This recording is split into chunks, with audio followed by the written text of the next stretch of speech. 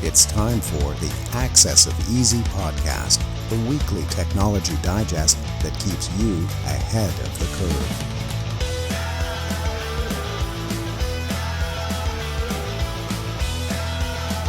Brought to you by EasyDNS.com. Welcome back, everybody, to the Access of Easy podcast. This is number 387. My name is Joey. That's Len. Len, I just came inside from walking my dog. Never a good sign that I'm walking my dog for the first time at 6:30. I've shoveled 3 times in the last 24 hours or so. And I think probably tomorrow, for the first time in my life, I'm going to go do some snowblower maintenance and get some of that 50-to-1 oil to put in my snowblower and use it for the very first time. I've had a snowblower and never used it. And after today, I can't do another day of shoveling 20 more centimeters on Saturday we're supposed to get. You know, the funny thing, I shoveled once only, and it just took care of it. And my snowblower, I still haven't used it in a few years. I was contemplating picking it out today, but I just kept going. It was thick and it was heavy, but yeah, whatever. I was doing that for lunch. Yeah, for a meeting at 1. It's thick and heavy, like a Jenny Craig meetup attendee. So let's go with the usual things here. Let me pull up my newsletter. Last week's quote: "For life makes no mistakes and always gives man that which man first gives himself." That was by Neville Goddard. No one got it. Great name, by the way, Neville Goddard. This week's quote: "My experience is that average scientists will tell you what they know. Extraordinary scientists tell you what they don't know." If you know who that was by, without Googling it, obviously. You can only look it up in the encyclopedias in your basement or on the shelf in your doctor's office. Put it in the comments. You get half of your next round of renewals, I should say. Half is not good enough. It's for the full renewal cost on EasyDNS, so you can't beat that. Len, 6 stories tonight? We're working extra time here? Last week was a shorter one because we had 4, so it makes sense to bring us 6 to average it out to 5 a week. So I have no qualms with this. Let's do it. Anytime I can hear the word qualms, it's a good day. So let's get after it here. It's a very good day. You shovel twice and getting the snowblower ready. I can't imagine starting that after a few years of not. Hopefully. Oh man, dude, do you know this thing about turning snowblowers sideways before you start them? No, I have no way. Mine's a little electric one, so I have no idea about this. My father-in-law tells me I should turn it sideways before I start it, and I'm not sure why or what the significance of that might be, but I might call him in the morning and see what he's talking about. Anyway, yeah, this is not Access of Snowblowers, it's Access of Easy. So let's go ahead here. Let's talk about Washington Post that wrote a piece on how the UK government is trying to force Apple's hand to give them blanket access to the encrypted data for Apple cloud users. And they apparently don't just want the information for people residing in the UK. No, they want worldwide access. So if you're a Apple cloud user and you're using the encryption, this could certainly piss you off, this story. So anybody that has been using the Apple cloud and has been posting sensitive information should be wondering what's going on here. And Apple responded to the request, and they're saying that the privacy that they adhere to is a fundamental human right. That's what they're saying. And that they also say that they will never build a backdoor in any of its products. So that there's going to be some barriers here for them to adhere to what the UK government wants. Furthermore, the request from the UK government may not be lawful. It may not be exactly whatever. I mean, they could do what they want as the government, but I guess rules for thee, but not for me. Anyways, Apple, for what people are, I'm not an Apple user, so I had to learn this. They use something called Advanced Data Protection, ADP. And apparently this is the end-to-end encryption that enables you to save your data and to have the idea that it's safe and secure. Apparently this is an opt-in service too. I had no idea.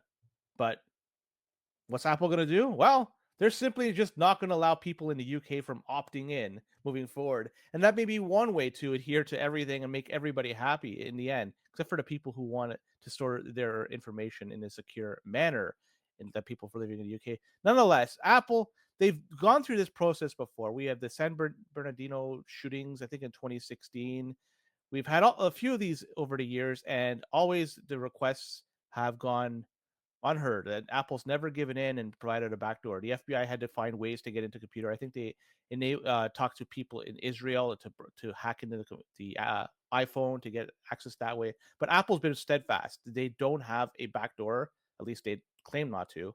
And yes, who knows? Really, like, who the heck knows? But furthermore, I mean, if you even want to go further, would the United States even allow the company Apple to operate within their shores within their country and not have a backdoor and give them access to it? So maybe, in high profile cases, they could ask Apple could put on the charade. But in reality, who the heck knows? There may be some backdoor that exists, and maybe the government has that. So all this to say is, don't rely on this. Rely on your own servers if you're going to store something of value, and that's the only way you can sleep well at night. I have nothing else to add. Apple will help you unlock a phone in certain situations if you're law enforcement. There's some precedent for that. But the idea that they're going to give you the encryption key or a backdoor to the encryption is completely ridiculous. And I think the most noteworthy thing here is that it's in bold in this, like the third or fourth paragraph, but I'll pull it up here.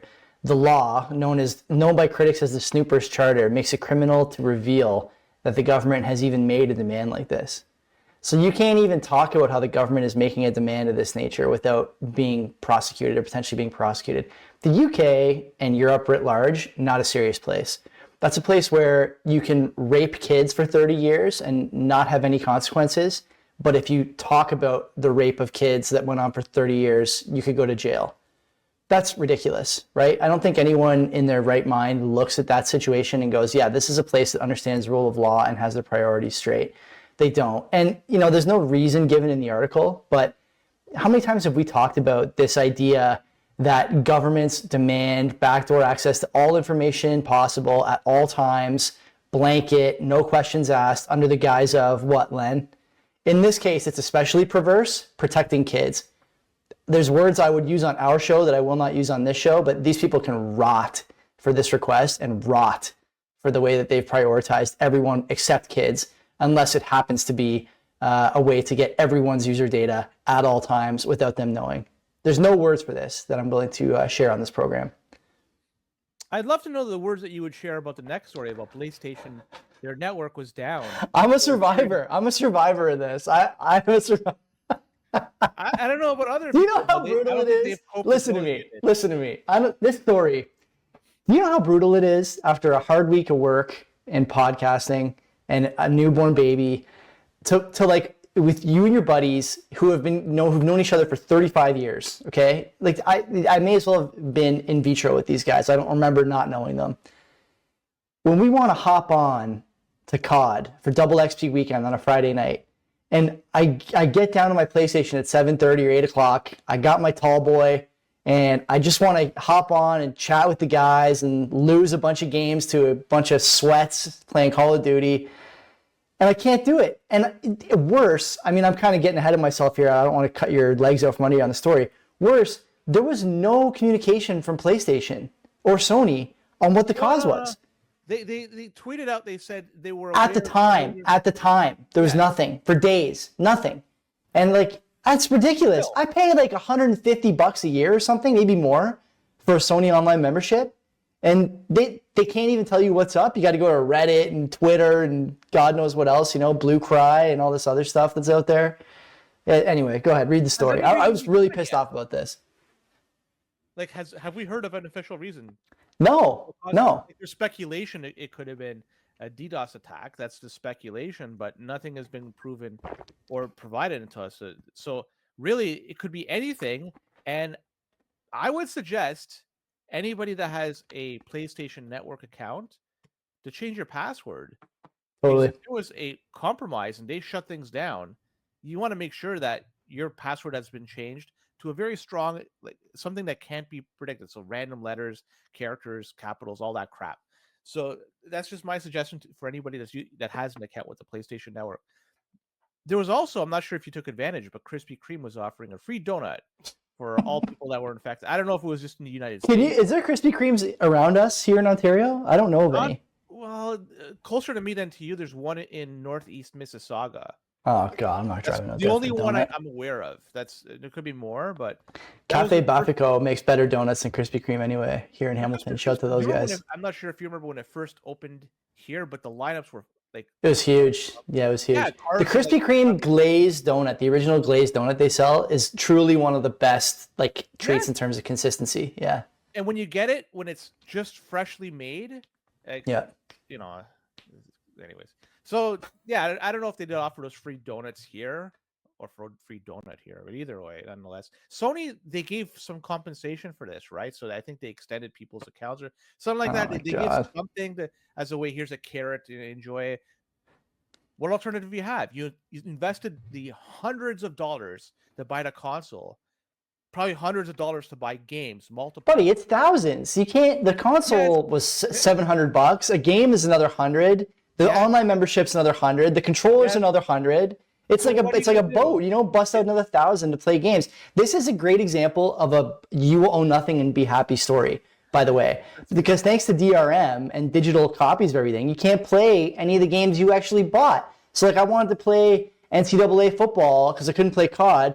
I couldn't load the online dynasties that I had, the cloud saved dynasty modes that I had, because I couldn't get to the cloud. So I'm playing like a peon offline with the old rosters, and it's like, man, I bought all this, but what did I really get? I didn't get anything. And so now I'm like doing this double take, and you and I have talked about this before.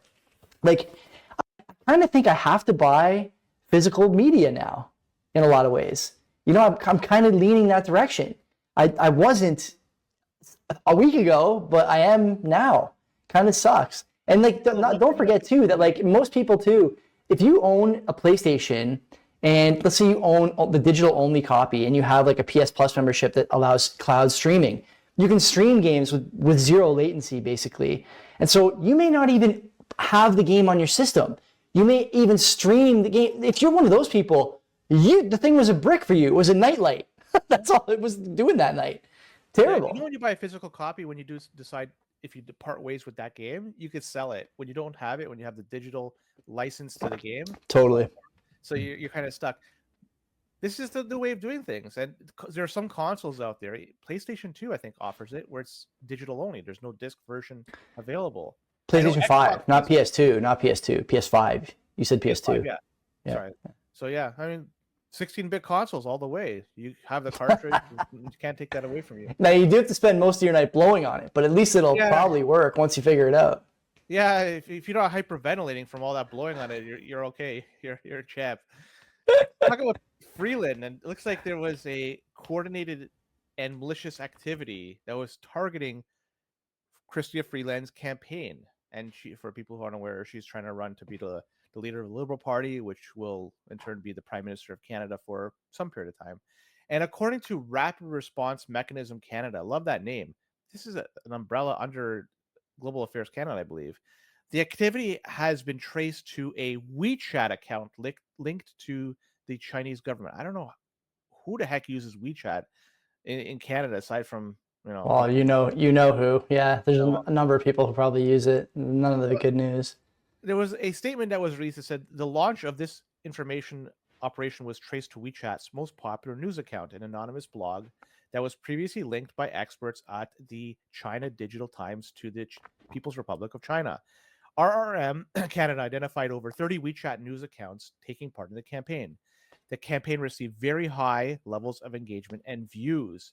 And so Freeland, to her part, she came out and tried to show like she's stronger than all this. There may be an attack going against her by the Chinese Communist Party, and she says that she's not being intimidated by this Chinese foreign interference. Nor will she be angry that they're not operating any police stations here, but that's just, I guess, a sub either way. But China getting involved in the Liberal Party election is rather concerning, because who would they be trying to back? Maybe somebody with the last name with C. That's maybe leading. Who the heck knows? But if that's the case, then what do we have here? Foreign interference in a political party election, which will ultimately decide who will be the Prime Minister of Canada, albeit for a short period of time. That, if anything, we should be wondering what the heck's going on here. We should be blowing whistles and saying enough is enough. But you know what? This seems to not get much traction. I haven't heard very much about it. You haven't heard much about it because Cooper's got it locked behind a paywall. The other reason I would say is that I think Sam Cooper.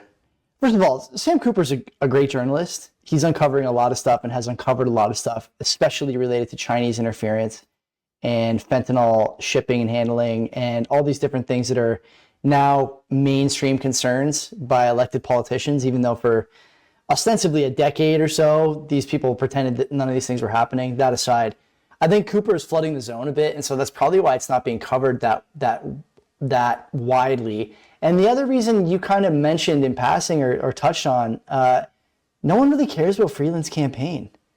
You know, people are watching Carney's campaign. You know, Carney, the anointed one, is probably going to run away with the nomination. And so, you know, the bigger question, and you noted it there, is why are they targeting Freeland and not Carney? Well, because they want Carney to win. Like, it's not that hard to figure out, and we got to stop pretending that things are, you know, too complicated for us to understand. You can clearly see here that Carney is not being affected. You can clearly see here that Carney is enjoying quite an astroturfing of support on Twitter and on YouTube. And, you know, these are the same people that buy bot farms and operate sort of not so clandestine like and retweet operations and ask how your trade is going. And so to see this now, it's pretty standard, I think. And, you know, I don't know what you think about all this WeChat stuff, but there's a lot of talk about banning TikTok here. How is WeChat flown under the radar? WeChat is a true like Chinese party app.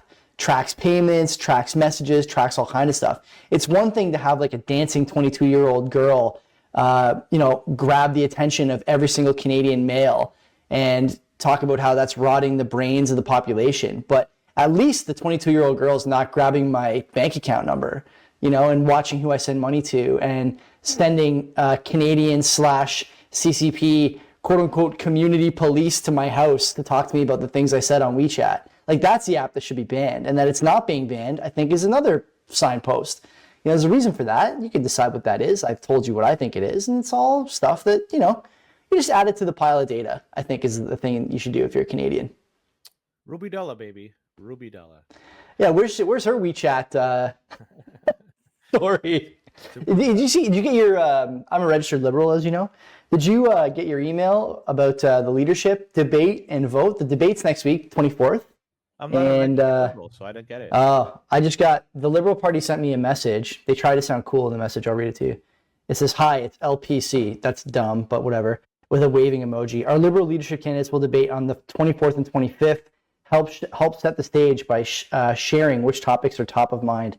And then it gives you a predetermined list. Number 1 on the list, Len, 2S LGBTQI plus rights and inclusion. Somehow, I doubt that these guys have figured out that the Canadian public is tired of this stuff, but we'll see what the debates bring next week. It's number 1 because it's the most important for the people that are running. Okay, let's talk about this LockBit ransomware stuff because there's some news over there. Australia, United Kingdom, and United States have sanctioned something called bulletproof hosting, BPH. It almost sounds like a altcoin. And this is a Russian service provider.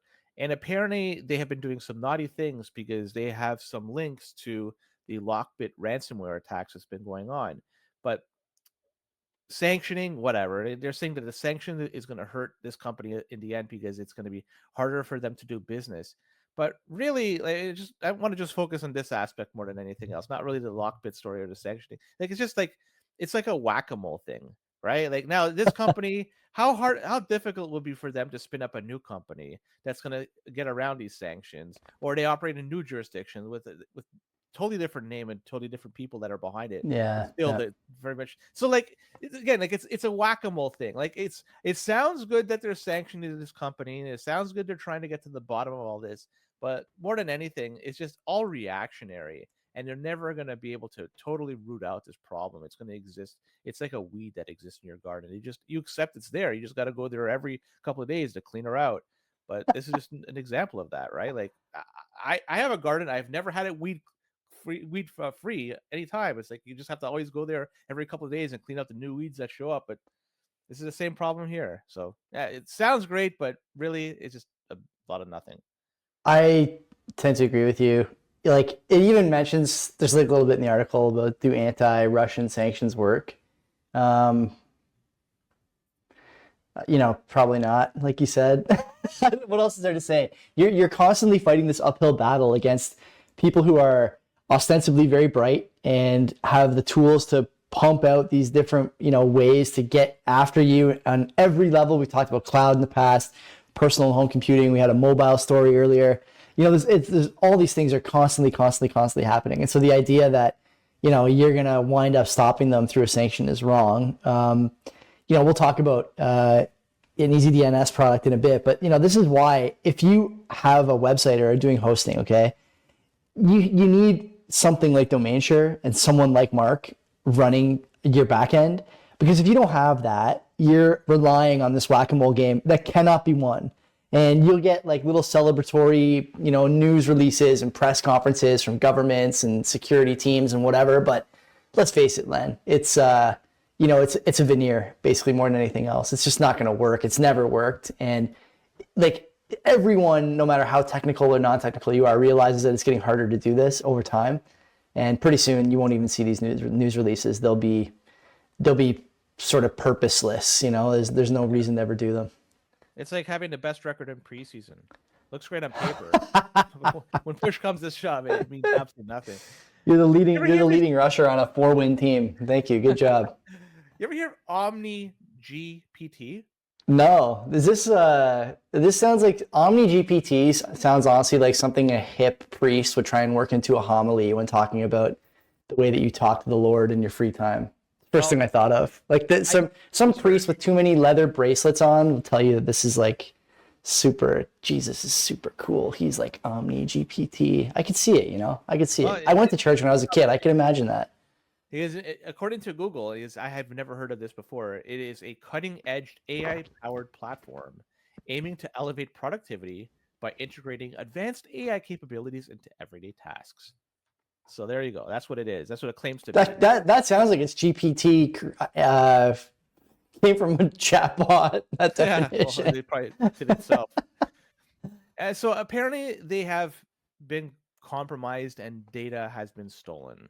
And 30,000 user emails, telephone numbers, and more than 34 million lines of user conversations have been stolen. I'm wondering what people have been asking it. If it's simply just asking for lines of code to do something, that's one thing. But how many people talk to these things and trying to get information that may be exposing themselves, like the inner sanctions of their own being, and they're talking to the right? Like, because today's world, people are less likely to have human interaction and more likely to converse with a computer. Well, anyway, I'm with you. I think you're right. I think there's something to that. So this could be really damning to an individual depending on what it is they're asking or talking to the computer about. But not only that, login credentials, billing information, and API keys may have been stolen as well. And the API keys would grant access to third-party services or personal accounts if it's used in the right or wrong way, depending on how you look at it. So OmniGPT, how much longer before they offer the free 1-year credit monitoring service? Although there's no credit card per se that's been stolen here, but still they have to provide something. And I'm hoping that people that have been signing up to this and other things, they use a dummy email address, like one that they tend not to use. It just try to use more than one email address when you're signing up to something. I know it's more challenging in the end, but it really, if there's ever something that's compromised, it gives you a little bit more protection in the end. But with respect to this potential compromise and stealing of data, OmniGPT has said absolutely nothing. Squat, zilch. There's no official response regarding the alleged breach. So who knows what's going on? And too bad for the people that are impacted. Yeah. We're seeing more and more of these stories, like we're putting all these questions and chat lines into these bots. When I think about my chat history with like Gemini or Grok or whatever, if you didn't know that I did, this podcast in CBP, there'd be questions like, why is this guy thinking about things that destabilize governments? Why is this guy thinking about times that currency experiments have failed? Why is this guy trying to figure out whether or not, certain social mores have led to the collapse of greater societies than ours over the past, 5,000 years. It's an interesting thing to be Googling and grokking and chat GPTing or whatever. And the more you do it, the more likely that you're going to show up in a search result on 4chan somewhere. Like, look at this guy. This guy's thinking about toppling a government.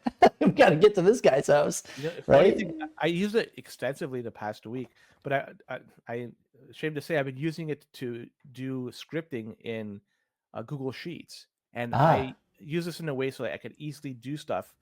Because I didn't want to code it, so they just spit up the code, and it almost worked almost all the time. I had to go back a few times and say it didn't work, and it said, "Oh, you're correct," and it gave me the correct code. But yeah, like that's the best thing I find it for is for just basic coding. But anyways, let's talk about this last story. This is an edition by Mark, and this is a story that's on accessofeasy.com, and it's a discussion about, or it's highlighting this fake work from home stuff, and people are being given opportunities to work from home, and these opportunities are fake. And because if you look what's going on, people are losing money. And how could you lose money from a work from home thing? Well, the way it boils down to, like, it's a scam that involves a stable coin, and people are, in order to earn money through these work from home things, you're supposed to do certain tasks, and you do these tasks online, and you then are rewarded with money, but you can't withdraw it until you reach a certain threshold. So for example, say you have accumulated around $70 of USDT, which is a stablecoin US dollar tether, then in order to withdraw, you have to have $100. So you have to deposit $30 to then get your $70. So people do that, and they get duped because it's just a total scam. So amazing. All it is, amazing. It's incredible. If it sounds too good to be true, it probably is. If they're asking you for money, it's gone if you ever give it up. So, like, people just need to do their homework. But it's written here that some people even lost between 65,000 Canadian dollars. How?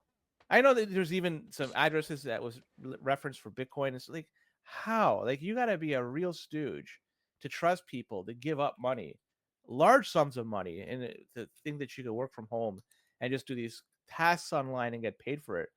Nobody gets paid for these things. You're paying them, in fact. And yeah, don't be a stooge. Unless it's The Witcher 3, you shouldn't be starting any missions on anything electronic. The best thing about this, and Mark has some screenshots in the article, it's nuts. Like, the first iMessage or iPhone like screen capture. Hello, my name is Monica, recruiter at DSL. We came across your profile through several online recruitment platforms, and we're impressed by your background and experience. We're currently offering a flexible part-time opportunity that you can work on in your free time. There's a whole bunch more here. Straightforward, $3,000, blah, blah, blah. The best thing is at the top of the iPhone, it tells you where the message came from, and it says Siri found a contact for this person. It says Monica. And then the email is yunzishan868@hotmail.com. Does that sound to you like someone who might be named Monica? It sounds legit to me. Totally. Like the most basic filters, these people are failing. They're failing. And like, it's unbelievable. And then there's other good screenshots here of like people who noted that this person is a task scammer. Verona, the task scammer. What's more embarrassing? Is it more to have them reverse this because it's oh God, I know. Is it more embarrassing to fall for the Nigerian prince scam or this? I would say this, honestly. It's pretty equal in my opinion. Have you received it's been ages since I've gotten any emails from the my phone and my email filters everything now, so I hardly ever see stuff like this. Even on Twitter, like there's actually sometimes I go into my Twitter filtered or blocked DMs, and I find stuff there that I would have liked to have seen and reply to the stuff like, a month later sometimes, which I hate for the people who are sending me messages that are of value to me, but I don't know what else to do. And it's better this way, honestly, because, we talked about whack-a-mole earlier. This is the same thing. You can imagine, we just did that story last week of the kid who was like basically trapped in a scam farm or whatever. Like this is more and more of this stuff. Guy in Dubai, I think it was. Yeah. If he had just gotten one of these guys for $65K, he would have been out of there by now. But he's in the wrong scam. He had to be in this scam, right? I know it was a totally different story because he was talking about this online dating, but maybe they're branching out. Anyways, that's it. God, what a mess. Good week. Good week. That's it. Access of Easy 387, latest and the greatest, data breach and overreaching. If you enjoyed that, I'm sure you did if you hung around this long. Subscribe to the newsletter, subscribe to the podcast, YouTube, all that good stuff. Every week it comes out. Thursday night we record, Friday night you get it.